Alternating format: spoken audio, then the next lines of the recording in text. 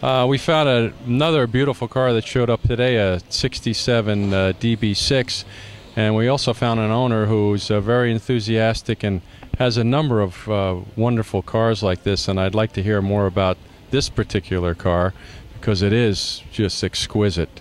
So tell us how you acquired this. I was in Berkeley, had finished architecture school and spent a couple of years there getting ready to go to graduate school.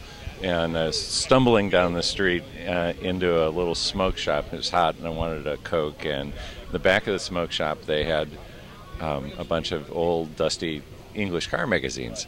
And this is 1976. And I'm sort of looking through the car magazines and I go, oh, look how cheap all this stuff is. This is great.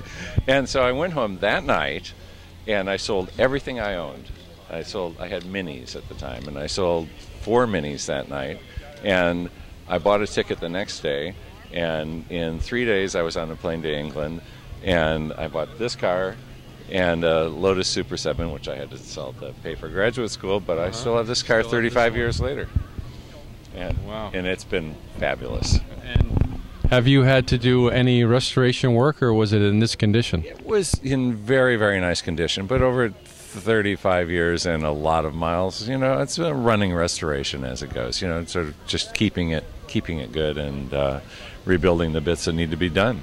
And do you drive it a lot, or are you sort of afraid and keep it in the garage? Oh, no, I drive it on 1,000-mile tours that leave from San Francisco, so 1,800 miles with transit and all the time, as much as I can.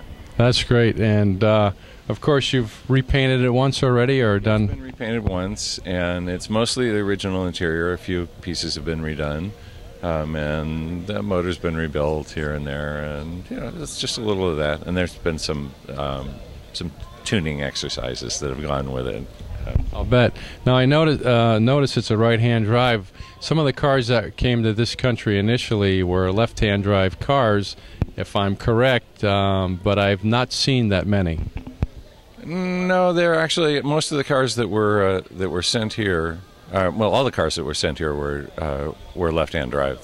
They made a continental version, so there were cars in Europe that were left-hand drive, and it's only the English cars that are right-hand drive. Most of the English cars are a little suspect because they've been rusty at one point or another. I was lucky with this because it came so early, but. Oh, so you pulled it out of England before it had a chance to rust in the garage. Yeah. Well, I want to thank you for bringing it today. It really is a lovely car, and we hope to see more of your wonderful cars. That'd be great. Thank you.